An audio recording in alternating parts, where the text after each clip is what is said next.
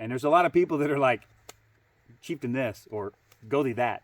In this video, we're going to talk about titles in modern Asatru. Coming up. Welcome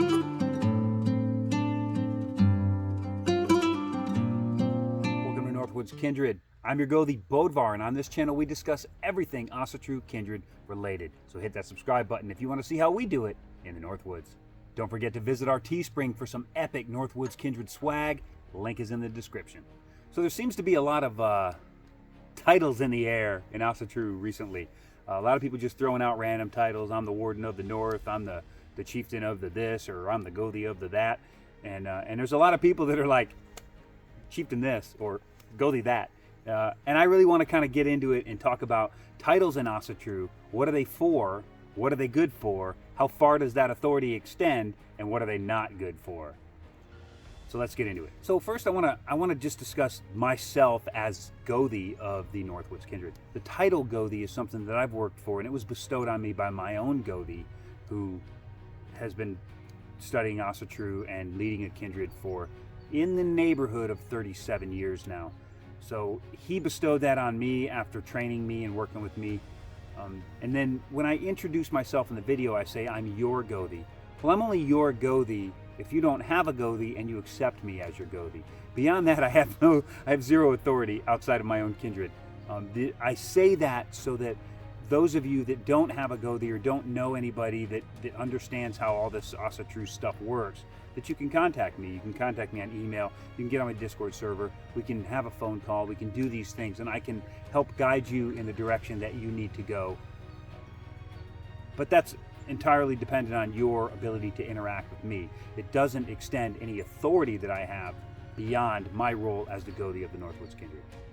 So let's talk about the title of Gothi and what that is and what it isn't, because that seems to be the one that's used the most. And I even get contacted by a lot of folks, and they're like, hey, my Gothi ghosted me, or I'm supposed to be Gothi, or I got oathed into the Gothar, which I don't quite understand how that would happen yet. Maybe I'll have to talk to some people about who they're oathing to be a Gothi. So there's a lot of kind of fishy things floating around in the background that even I'm not aware of yet. But I just want to talk about the title itself of Gothi. The Gothi means God-man, and it's the person who essentially runs the rituals in the modern times as well as the ancient times. But something that a lot of people don't seem to grasp is that the old role of the Gothi did not require anyone to be particularly adept at ritual or connected to the gods or anything of that sort. Now in the Yngling Saga, it does say that Odin had taught his Gothis, some various different things about raising the dead and speaking with the gods and that kind of stuff. But in the later Viking age, in that period, the Gotharship was just a title. It was something that you were privileged to inherit it by birth, or if you had enough wealth, you could purchase the Gotharship in just a basic agreement. You could purchase it as if it was property. So without me just trying to give my rendition of it, the Viking Age, volume 1 of 2, there's a whole chapter on the Gothi and the Gothi ship. And right here on the first page, it says, in the earliest time, the Gothis, whose office was called the Godord, or Godord, Gothi ship, were the leaders at sacrifices and spiritual rulers of the people, and their descendants united both the spiritual and temporal powers. The original number of holders of the Gothi ship in Iceland was 39. But in the year 1004, 12 new members were added, most likely because there were other people with some sort of privilege or right or power, and they needed to create more seats. Kind of like our swollen government, how they just keep creating more and more government jobs to fill in order to give random people random powers, right? And our military as well. Our military, Google it, look up the numbers, and you tell me down in the comments how many generals we have now as opposed to how many generals we had during World War II. And you'll be surprised that it's just an overinflated bureaucracy. That's what was happening in Iceland towards the late Viking Age, when they started to inflate the Godord so that they could give these people these temporal powers that they didn't necessarily deserve. The position of the Gothi among the Thingmen was a special nature and was grounded on birth or privilege, such as purchase. The only thing above him was the law, which was in keeping with all the gothis of the country. So that's an important statement, because it says that the only thing higher than the gothi was the law. But that law was in keeping with all the gothis of the country, which means that they got together, most likely at the all thing, and they agreed on what those laws were. And even the gothis themselves were kept in check by the powers that be, so that they couldn't break those laws. They were held to the same standard as everyone else in the country. So knowing that the gothi didn't actually require any sort of a special connection to the gods. So let's just throw that out right now. But let's bring it into the modern age, and let's look at what a gothi is to a kindred. The gothi is the spiritual leader. Now that doesn't necessarily mean that he has the special connection to the gods, because who really knows if that connection is true or not.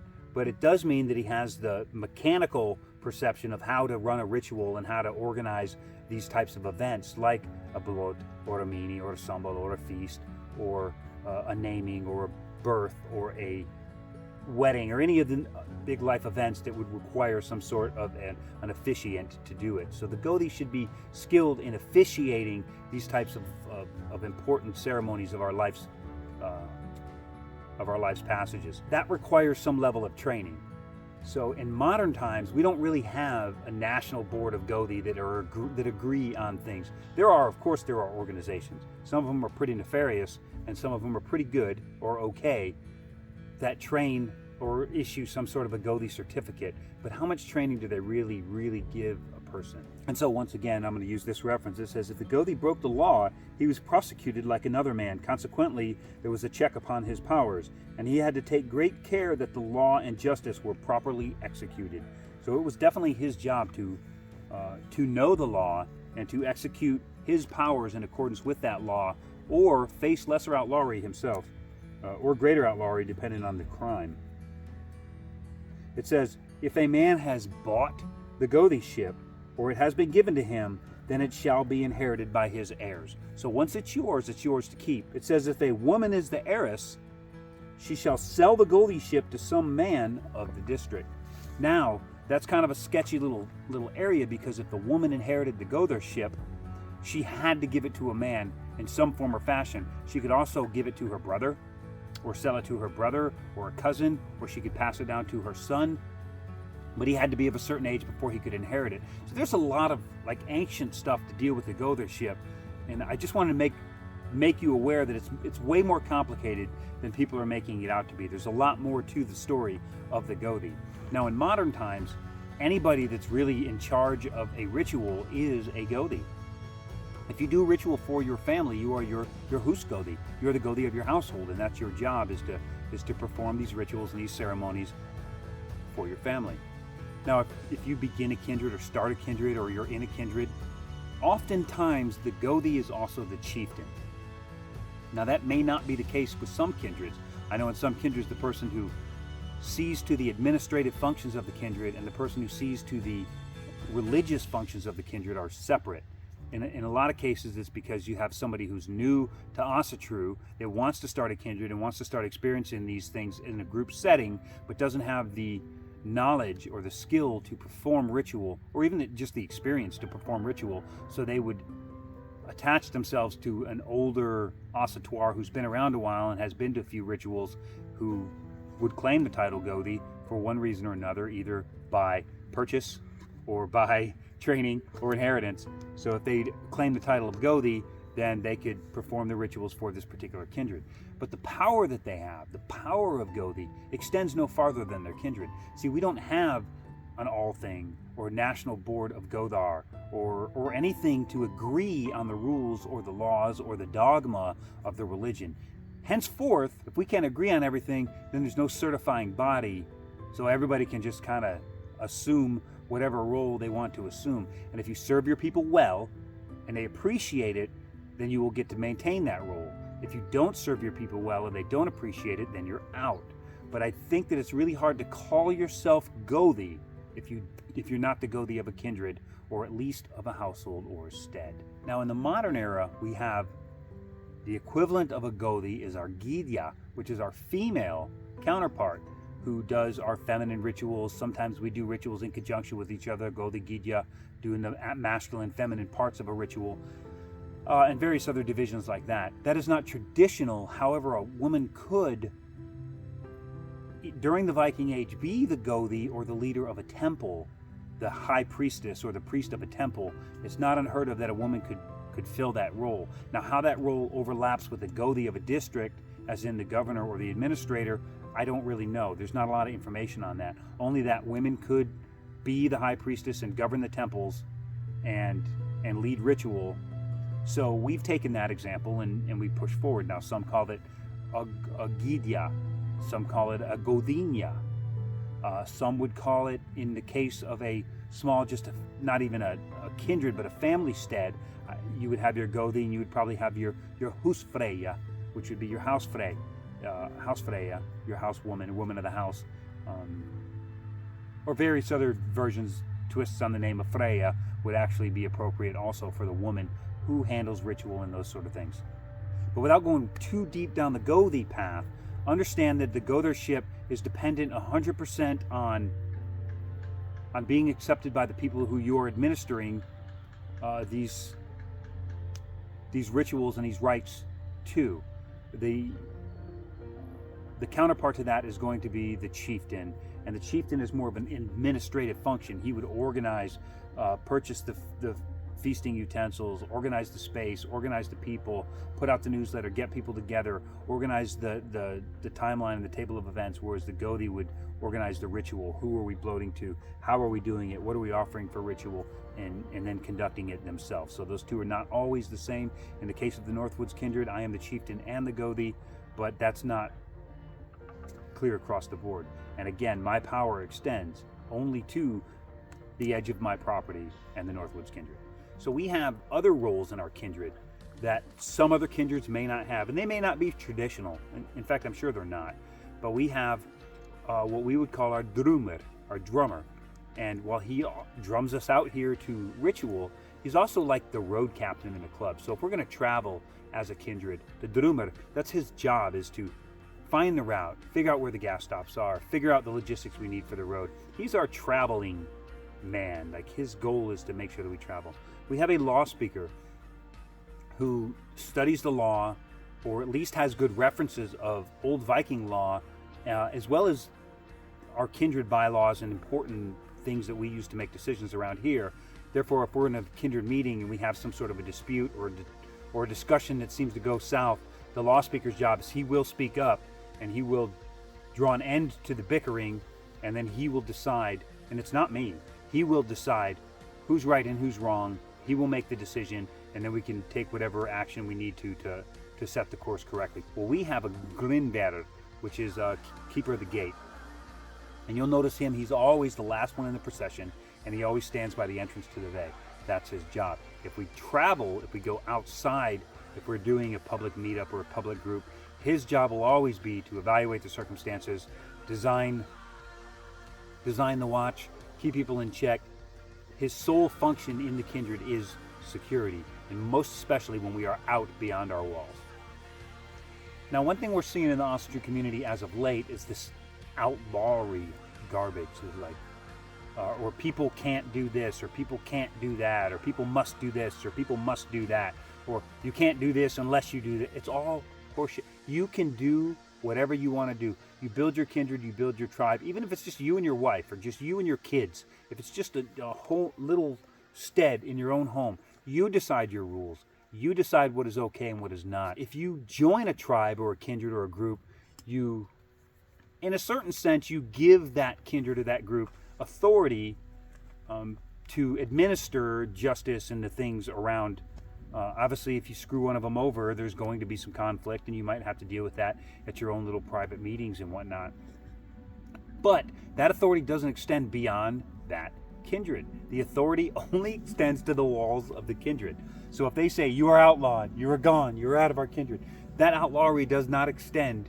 You are not a Vargavium, you are not a wolf in the sanctuary, you are not an outlaw to anyone except them. Now, there are organizations, larger Asatru organizations, and you can be outlawed from an organization, so you can no longer be a part of a member kindred or whatnot. But even that, there's a sidestep, because I have known people get outlawed from one kindred, and we personally took them into our kindred, because they're not outlaws. They were just had a difference of opinion, or they were a little bit abrasive, and people couldn't appreciate that. We can appreciate that. So we scooped them up, the whole family, and brought them into the Gallahorn Kindred to be a part of us, and then returned back to the parent organization's gathering the following year with them in tow. And it didn't go over well, but you know what? Their authority does not extend to our kindred, so remember that. And just so you know, that same individual is still my blood brother today, and he is a stand-up heathen that I would be proud to stand next to in any conflict moving forward. Now, some organizations have an Alherias gothi, and that would be the gothi of all. There was an Alherias gothi. It is a historic example when the thing would convene, the gothi that convened the thing, and I don't know how they chose them. Maybe there was a vote, maybe they just drew straws or drew lots. I don't know how they chose who was the Alherias gothi for the thing, but that still happens in some of those major organizations, especially ones like the Alliance. Since it's an organization of kindreds, it has an Alherias gothi, who is also the gothi of another kindred, but he would be the gothi of the Alliance in general, because the Alliance is made up of independent kindreds, which would have their own individual gothis. So there are other organizations like that that would have Alherias gothi, and the one that comes to mind primarily is the Asatru Felgi of Iceland. I don't know if I said that right, but it basically means Asatru Company or Asatru Fellowship in Iceland, which was started by Sveinborn Bwentinsson in the early 70s. And it has an Alherias gothi. I think they're on their third or possibly their fourth one by this point, who would be elected by their board or their people to essentially speak for them and conduct their major rituals and that kind of stuff. I'm not real intimate with how Iceland administers their Asatru, but I know that they have an Alherias gothi. So that would be just another title that somebody has, but it still doesn't equal clout outside of that organization. And that's really the point I'm trying to hammer home, is that it doesn't matter what title people claim. You don't have to get mad if that guy's been practicing for 2 weeks and claims to be the gothi of the burnt leaf kindred. Like, it doesn't matter. It doesn't take anything away from anybody else, and his authority doesn't extend beyond the burnt leaf kindred. There seems to be a lot of people who've been around for 30 and 40 years recently that I never knew. I don't know where they've been, but there seem to be a lot of them that have been around a long time. So my question is, where have you been? Don't have a lot of really good knowledge about the path, the history, the lore, or anything else. All they have is the fact that they've been marking time for 30 years. So don't buy that either. Don't let somebody, including me, don't let me say, I've been here for 30 years, so I'm right. That might slip out once in a while, but it's wrong. It's wrong if I say it. It's wrong if they say it. The only thing that's right is what's right. So I just want to make one final point, that nobody's title, lots of people have titles. Titles are okay, they're fine, especially if they're bestowed on you by your own kindred, your own group, your own organizations. Perfectly fine. Don't try to use your title as any kind of a bargaining power over someone else. And don't let anybody else use their fictitious title, because they are fictitious in the modern world. Don't let anybody else use their fictitious title to bully you, to gatekeep, or do anything else. You can't tell people who can wear a hammer, or who can do ritual, or who can honor these gods. You don't have that authority. You don't have that power. It's never been given to you. It'll never be given to you. And the truth of the matter is, we're not even organized enough where we could even get a board together that could agree on one rule, much less enough to make a functional organization. So as it is right now, walk your own path. Don't listen to the bullshit. If you want to claim a title, claim a damn title. Just don't expect it to be clout in an argument, because facts matter and words matter. So I want to reiterate what I said at the beginning. I am your gothi. I am your gothi if you want that to happen. If you have questions that I might be able to answer. One of the things that I would say, if you wanted to be trained to be a gothi, one of the things I've always told people is, find someone who you respect, whose morals and ethics align with your own, and then train under that person. And that is harder than you think to do, to find someone who aligns with you. But if I happen to align with you, and you would like to learn more, or you would like to start walking this path with a little bit of guidance, then join our Discord, join our Facebook group, follow us around the net, and then interact with us. And we do live chats and all that kind of stuff. I'm not here to try and tell you that my way is the right way. It's my way. It works very well for us. It's worked for us for 30 years. Obviously, it's been developed over that amount of time. And if it will work for you, then I'm happy to teach it. And if it won't, I'm happy to let you take whatever does and then roll with it on your own. In addition to that, we're building out a Patreon right now. It's brand new, very cost effective, and we will be adding things like our pre-gathering planning, post-gathering, some select pictures, some contact with us, some real one-to-one, face-to-face time, lots of other little things maybe that's worth checking out also. All the links are up in our link tree. Feel free to explore those and get to know us on the web. And if our morals and ethics align with your own, then contact us and I'll be more than happy to help you in any way that I can. Getting your kindred starting, leading ritual, who do we blow to this month, all those sort of things. We have all of that information available, and we're doing our best to just help people get a handle on all of this misinformation. And there's a lot of really good information. We can only show what works for us. It may not work for you, but you can take what works for you and run with it. May you support and defend those that you love and know the limits of your authority. Thor Vigi, my friends.